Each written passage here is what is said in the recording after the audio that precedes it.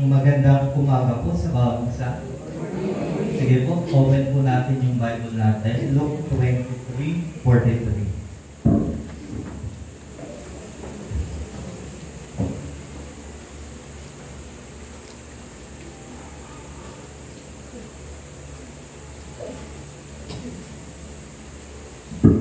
Yan, sige po. Habang pinag-aaralan ko ito, habang nakikinig ako kay Kuya Glems, yan, di ba makikita natin na minamak siya ng mga tao.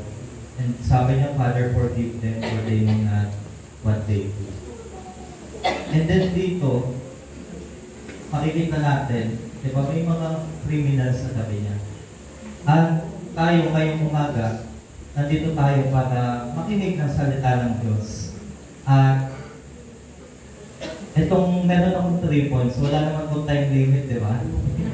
Basta ang alam ko kailangan matapos today. Yan. Pero napakahalaga kasi ng word na today. Balik tayo sa verse. And Jesus said to him, assuredly, I say to you, today you will be with me in paradise. Tayo pa i-pray. Aming Panginoon, salamat dahil today, Panginoon, is the day of salvation. Naniniwala kami, Panginoon, na ito ay urgent message, Panginoon. Salamat. Nandito kami sa Antipolo para mag-celebrate, Panginoon, ng Holy Friday, Panginoon. Salamat sa inyong blessings. Bigyan niyo po kami ng wisdom sa aming pag-aaral. Kayo pong patuloy na muna sa pangalan ni Jesus. Amen. Yan. At ito, makikita natin, meron dalawang criminal sa tabi ni Jesus Christ. At lahat ng tao sa paligid niya ay minamak siya. Sabi, di ba? Crucify him. Tapos, ini-question pa yung pagiging Kristo niya or pagiging Messiah niya. Sa tingin natin, kung tayo ay nabubuhay sa time na ito, tayo ba ay kasama o kabilang sa nagmamak kay Jesus Christ? Sa tingin ko, kasama tayo. Bakit? Kasi, kung may isang mabubuhay na tao na napakabanal at napaka-righteous, lahat ng actions natin malamang, tayo ay magagalit sa kanya. Isipin mo, mangungupya ka sa school, sisitahin ka ng classmate mo na napaka-righteous. Mangungupit ka ng 5 piso lang kay nanay or sa asawa, sisitahin ka sa taong righteous. Paano ba yung mga kasalanan na nakikita natin ngayon? Onting sita lang, galit na yung mga tao. At yun yung reason bakit na-crucify si Jesus Christ. Bakit? Ayaw natin i-correct tayo. Sabi dito, una, perceiving Christ. Paano ba natin nakikita si Jesus Christ? Meron dalawang criminal. Pupunta muna tayo dun sa first criminal. Ang sabi dyan, then one of the criminals who were hung blasphemed him, saying, if you are the Christ, save yourself and us. Yung unang criminal, siya ay nagda-doubt at kine-question si Kristo. Ikaw ba talaga yung Messiah? Ikaw ba talaga yung Diyos? Makikita natin, itong criminal na ito, di ba? Sabi niya, blaspheme nga dito, if you are the Christ, save yourself and us. At kung titignan natin yung passage, sinasabi din doon, na kung ikaw yung Kristo, iligtas mo yung sarili mo. At sa tingin ko yung mga taong ito ay nag-aabang sila ng isang miracle na mangyayari at babagsak. Pero alam natin, sinusunod ni Jesus yung kalooban ng Panginoon. At ang sabi dito, itong criminal na ito ay demanded Jesus to fulfill His desires. Sabihin mo, itong criminal na ito, demanding pa, no? Nasa cross na sila magkakasama. Si Jesus Christ at may dalawang criminal. Itong criminal na ito nagde-demand pa kay Jesus Christ. At anong sabi nung isang criminal, do you not even fear God? So itong unang criminal na ito, hindi siya takot sa Diyos para sabihin niya itong mga bagay na ito. Lahat minamak si Jesus Christ. At itong criminal na ito, nagda-doubt siya, kini-question niya yung Diyos, demanding siya, or in-orderan pa niya yung Panginoon, si Jesus Christ, at hindi siya takot sa Diyos. Ito yung feature ng kamuluhan na yun. Diba? Paano ba natin nakikita si Jesus Christ? Pangalawa, yung pangalawang kriminal, paano niya nakikita si Jesus Christ? Masabi niya, do you not even fear God? So makikita natin, yung pangalawang kriminal, takot siya sa Diyos. Andun pa rin yung takot niya sa Diyos. Malamang nung una, isa siya sa nagmamak kay Jesus Christ. Pero later on, habang kasama niya si Jesus Christ, anong nangyari? Habang nakikilala niya si Jesus Christ, nakikita niya, nagkaroon siya ng takot sa Diyos. At ano pa? He believed that Jesus had done nothing wrong. Naniniwala siya na si Jesus Christ ay walang ginawang mali. Ganun ba natin napiperceive si Jesus Christ kung tayo ay nasa time na ito? At ano pang sabi dyan? He perceived Jesus as Lord. Napakaganda. Yung second criminal, tinawag niya si Jesus Christ as Lord. At ito yung picture ng salvation. Pag nakita natin yung Panginoon, pag na-encounter mo yung Panginoon, imposibleng hindi magbago yung pag-perceive mo sa Panginoon. Pangalawa, makikita natin yung dalawang criminal, meron din silang petition or apela, request. Yung isa nga demanding pa yung kanyang petition eh. Titingnan natin yung first criminal. Sabi niya, then one of the criminals who were hanged blasphemed him, saying, if you are the Christ, save yourself and us. Save yourself and us. Tayo ganyan din tayo, no? Minsan, Panginoon, gawin mo lang ito sa Semana Santa, magpapakapalit ako. Diba? Ginagawa natin ito. If you are the Christ, kung ikaw yung Panginoon, iligtas mo ako sa sitwasyon na ito. Kahit na yung ginawa nating bagay na yun ay resulta ng ating kasalanan. Diba minsan, yun yung problem eh. Minsan tayo pa'y mayabang sa harapan ng Panginoon. Parang may utang pa yung Panginoon sa atin. Ganon tayo. Parang minsan o madalas, mamalaki pa tayo sa harapan ng Panginoon. If you are the Christ, kung tunay kang Panginoon, iligtas mo kami at ang iyong sarili. Sabi pa dito, syempre, siya ay unbelieving. Dahil nga nagda-doubt siya, kaya tinatanong niya ito, hindi siya naniniwala kay Jesus Christ as Lord. At siya ay self-righteous. Deserve ba niyang mailigtas sa cross? Diba sabi nga ng isang criminal, nagsasuffer tayo same condemnation, pero itong si Jesus, wala nung kasalanan. Pero siya, ang lakas ng loob niya na sabihin, ligtas mo ang iyong sarili at kami. Makikita naman natin yung second criminal.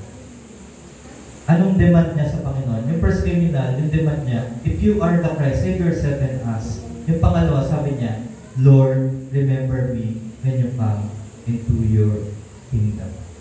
Napakaganda ng sabi niya, Lord, remember me. Nakita niya yung sarili niya, sinner. Condemned siya at deserve. Sabi niya, deserve ko to. Diba tayo iniisip natin yung word na deserve ko to? Mainit, deserve ko mag-milk tea.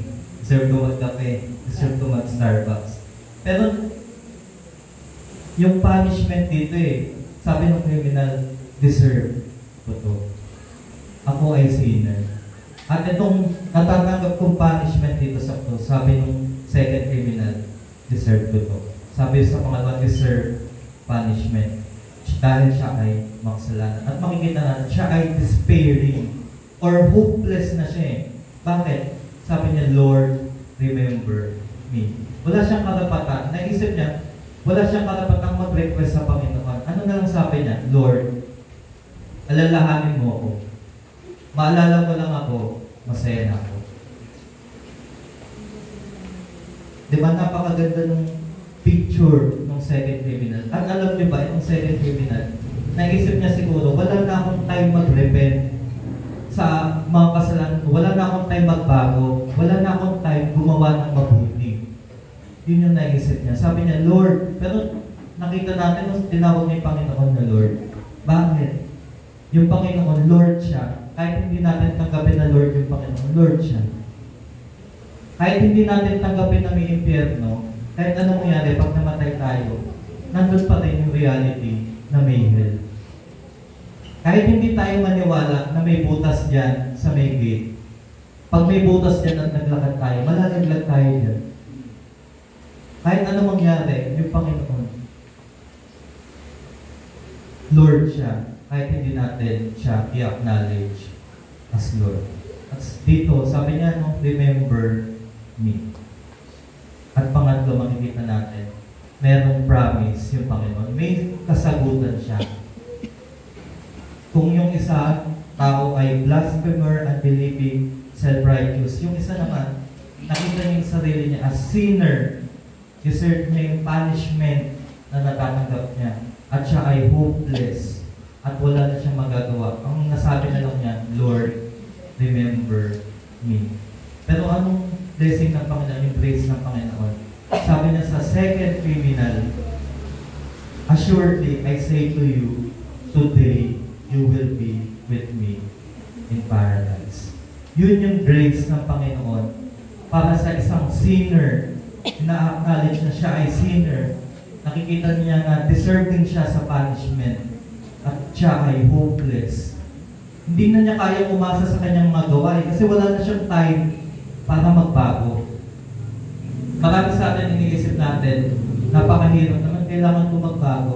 Hindi mo kailangan magbago. Ang kailangan mo unang-una, manampalataya ka sa Panginoon. At yung Panginoon ang tutulong sa iyo para mabago yung buhay mo. At yung promise na ito ay napakaganda no, para sa second criminal.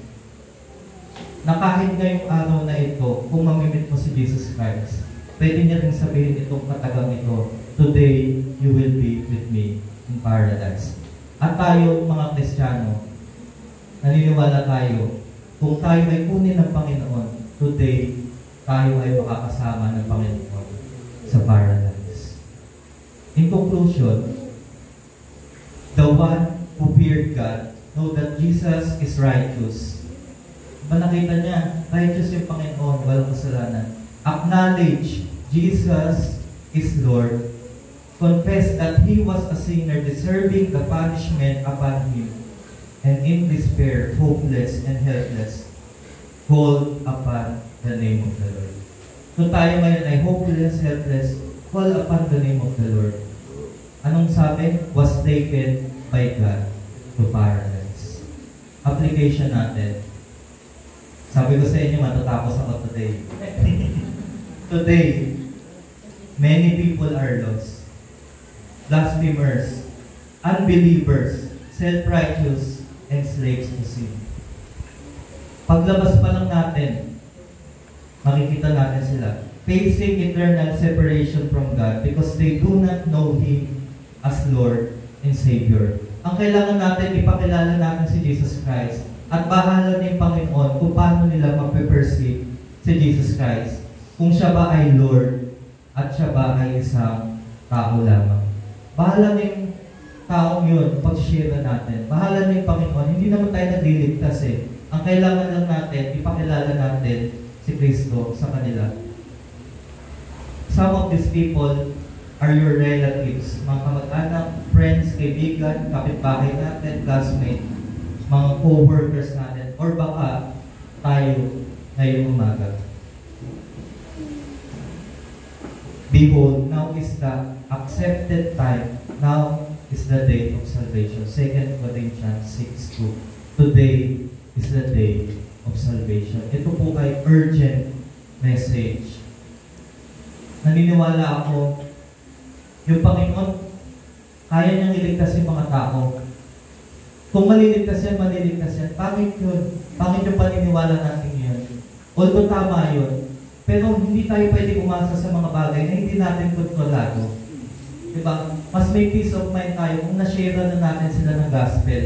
At yung Panginoon na, yung bahala kung maliligtas sila o hindi. Ang part lang natin, ma-share natin yung gospel.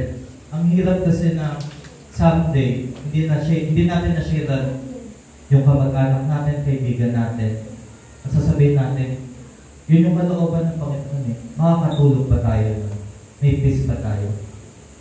Today is the day of salvation. Kung meron kang kamag-anak, napakaganda ngayong Holy Week. Share na natin sila. ng gospel. Magsimula tayo ngayong araw. Tayo ay manalangin.